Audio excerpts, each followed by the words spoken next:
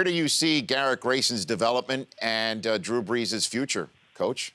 Where do you see that? Well, I see Drew's future, first off, is immediate, right? Not anytime soon. I think the first thing to stress is the significance of having a young quarterback develop under a guy like Drew Brees and really being able to take advantage of just his weekly work ethic, his routine. And, you kind of go into each draft, and it was one where, there's one or two guys you kind of like maybe, and if they fall at the right spot, you select them, and if not, you go on to the next player. And Garrett's a player we had done quite a bit of homework on. He was in one of the All-Star games. We flew out for a workout, saw him, and had a couple private workouts with some other players.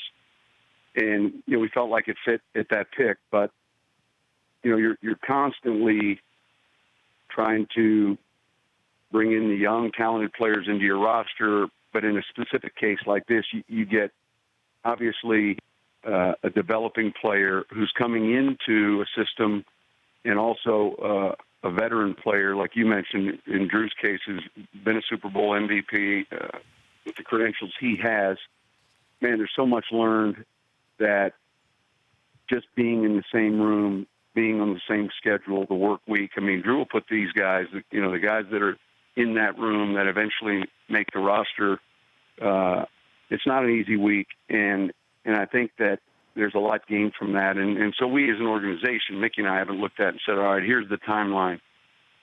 Just haven't seen Drew 2 days ago. I mean, he's in phenomenal shape. He's training down in Southern California and takes great care of himself. So it's more the immediate, and it's an opportunity to bring in another young talent player.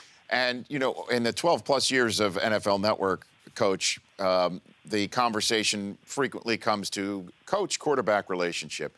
And in the 12-plus years, the one that everyone discusses as a model relationship, and one that works because the quarterback and coach mesh so well, it's the one with you and Drew Brees. There's no question about it. That's number one. And here you go ahead and draft a young kid as well in an offseason where Jimmy Graham gets traded. At any point, did you call Drew up to just reset and just have a conversation with him about how you view him? And did you feel the need to do that? I'm just wondering about your relationship in that regard, Coach. Well, listen, that's a great question. I think, number one, in order to have, and this is in football, this is with any good relationship, that line of communication has got to be clear, not muddied. And I would say in our case, it's outstanding. It would be very normal for me to call him or visit with him regarding something other than football, even possibly a date. And then at times it's after the fact. But, yeah, I mean, specifically when it came to a trade like Jimmy's trade or Kenny Stills' trade, I think shortly after the fact, it's getting back in touch with a player like Drew and saying, hey, this is what we're thinking now, and here's who's possibly coming in. And,